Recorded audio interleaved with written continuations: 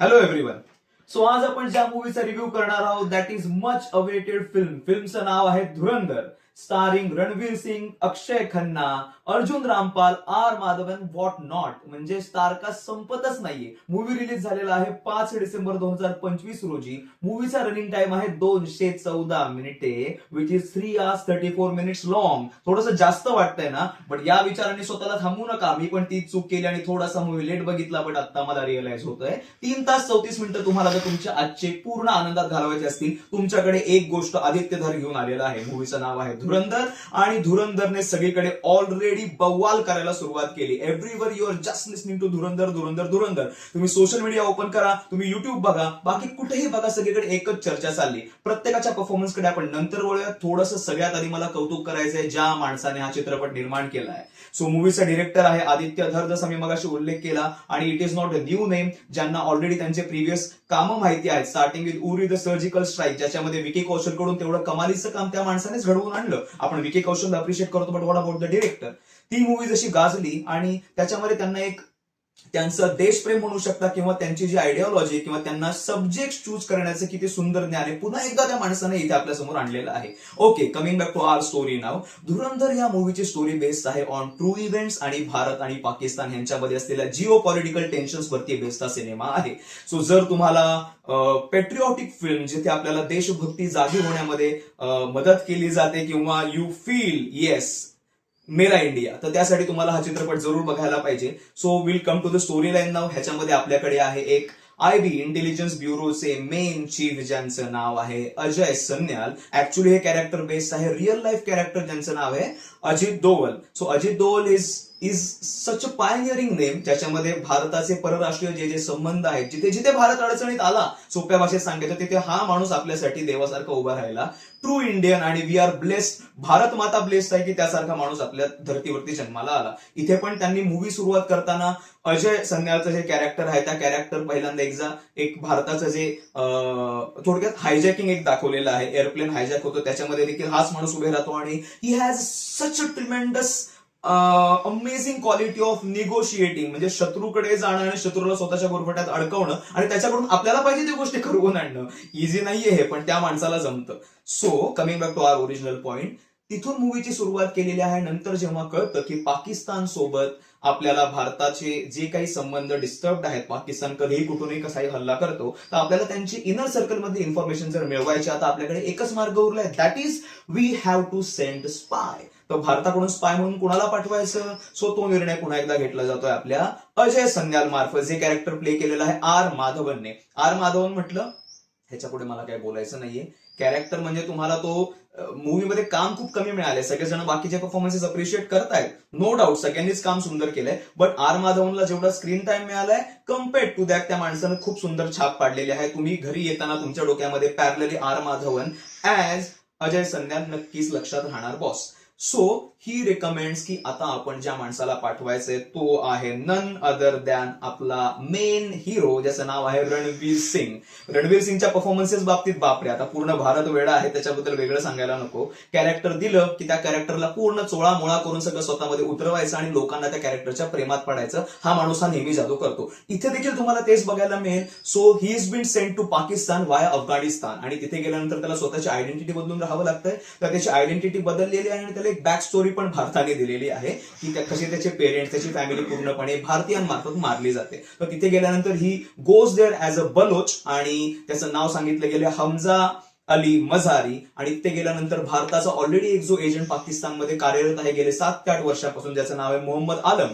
So तो तिथे एक ज्यूस सेंटर शॉप रन करतो. त्याला जाऊन रणवीर सिंग भेटतो आणि तिथे गेल्यानंतर तो त्याच्याकडे वेटर म्हणून काम करायला लागतो. देन त्याच्याकडून तो सगळे प्लॅन्स घेतो, काय आपण करायला पाहिजे, आणि लवकरात लवकर त्याला त्या गँगचा एक इनर सर्कल मधला सेंटर पॉइंट बनायचं आहे, सो दॅट जेवढी जास्तीत जास्त माहिती भारतापर्यंत पोहोचवेल, that will be beneficial for our country only. But त्याला लक्षात येतं की this is not a easy job. त्याला 1-2 वर्ष फक्त तिथे वेटरच काम करत बसावं लागतं.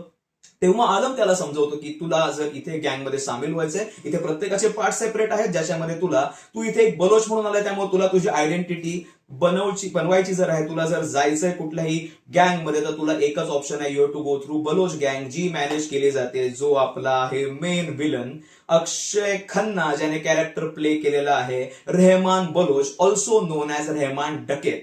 नावामध्येच इतकं तुम्हाला कापायला होतं. आणि ट्रस्ट मी, जे तुम्ही सगळीकडे बवाल ऐकताय ना, अक्षय खन्ना एव्हरीवेअर, मतलब छा गए बॉस. अक्षय खन्नाने जे काम केले म्हणजे देवाने डाऊनफॉल जगातला सगळ्यांना द्यावा, पण कसा देतोय तो वेगळी मुद्दा, पण मला वाटतंय कमबॅक द्यावा तर अक्षय खन्ना सारखा द्यावा. माय गॉड, म्हणजे 2012 नंतर त्या माणसाने इतके कमी त्यांची मूवीज आल्या होत्या आणि ही हॅड गिवन रफली 11 फ्लॉप्स. त्याच्यानंतर जेव्हा आता यावर्षी 2025 मध्ये तो माणूस बाकी सगळे बॉलिवूड एक तरफ, एकीकडे अक्षय खन्ना स्वतःचं नाव वेगळंच गाजवत चाललंय आणि he is not playing a cute little chocolate boy now. त्याला आता हिरो बनण्यामध्ये रसही दिसत नाही, कारण त्याची स्ट्रेंथ मला वाटतं गेल्या 10-12 वर्षात डिरेक्टर्सनाच कळत नव्हती. त्याचा खरा कसब जो आहे, त्याला कसं युटिलाइज करायचं ते पण एक स्किल होतं, जे आता काही डिरेक्टर्स ओळखू लागले आहेत. त्यामुळे आपल्यापुढे एक सुपर परफॉर्मन्सची लिस्ट आता अक्षय खन्ना दाखवतोय. सो जे त्यांनी कॅरेक्टर प्ले केले, किंवा सगळीकडे तुम्ही ते बॅकग्राऊंड म्युझिक पण ऐकत असाल ज्याच्यामध्ये तुम्हालाही नाचावंसं वाटतं, ही सगळी कमाल आहे ती अक्षय खन्नाची. ऑल्सो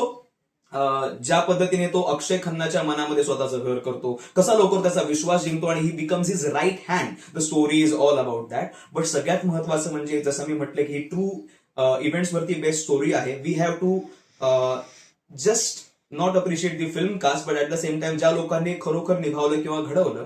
सो असं म्हटलं जाते की हे जे कॅरेक्टर रणवीर सिंगचं आहे, that is based on major Mohit Sharma. तर ह्याबद्दल डिरेक्टली कुठल्याही डिरेक्टरकडनं किंवा मूवीच्या टीमकडनं कन्फर्मेशन आलेलं नाहीये, but you can see the similarities. So कशा पद्धतीने एक भारतीय सिनेतला माणूस स्वतःच्या कुटुंबाला सॅक्रिफाईस करून, त्याचे पर्सनल चॉईसेस सगळे बाजूला शोधून फक्त देशाला प्राधान्य देतो, आणि तिथे गेल्यानंतर शत्रूच्या तावडीत जेव्हा तो सापडतोय, ह्याला सापडणंच म्हणतात बरं का. कधीही काही होऊ शकतं. एक स्वतःची चूक, एक आयडेंटिटी आपली डिस्क्लोज झाली की पूर्णपणे आपण बरबाद, आणि आपलं आयुष्य गेलं तरी चालेल, त्यांना त्यांची फिकीरच नसते हो, पण इतक्या वर्षाची भारतासाठीची केलेली मेहनत आपली पूर्णपणे नुकसानात जाणार आहे, आणि मग आपल्या देशावरती संकट ओढावेल. ह्या एका गोष्टी पायी तिथे तग धरून राहणं, ही जी गोष्ट आहे म्हणजे सलाम आहे बॉस. म्हणजे ही लोक, these are real stars I would say. आपण बऱ्याचदा मूवीज, क्रिकेटर्स, हे ते या लोकांना फक्त अप्रिशिएट करतो, त्यांना करावं नाही असं बिलकुल नाहीये, but these are real heroes, म्हणजे जिगरा लगता है.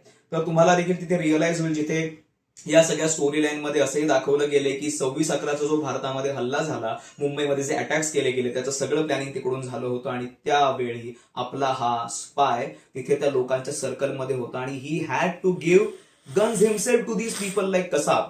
मग तो स्वतः जेव्हा हे गन्स हँड ओव्हर करतोय, that might be a movie liberty taken by director. But मला म्हणायचा उद्देश हा आहे की ज्यावेळी हे दाखवलं गेलं, तर एक भारतीय सेनेतला माणूस, ज्याला मनामध्ये किती यातना होत असेल ज्यावेळी तो त्या सगळ्या लोकांमध्ये, आणि तिथे लोक टीव्ही स्क्रीनवरती सेलिब्रेट करतात, जिथे मुंबईमध्ये धडाधड ब्लास्ट होत आहेत, अक्षरशः आपल्या अंगावरती काटा येतो. इमॅजिन करा, ही तर फक्त मूवी, त्या माणसाला काय झालं असेल जेव्हा त्याचे देशवासी एकही शेजारी अवेलेबल नाहीये, बाकी सगळे पाकिस्तानचे लोक जोरजोरात त्यांचे नारे लावतात आणि भारताच्या बरबादीसाठी वाट बघतात. हा माणूस आतमध्ये झोरतोय, त्याला स्वतःच्या डोळ्यात एक टिपूस पण काढता येत नाहीये.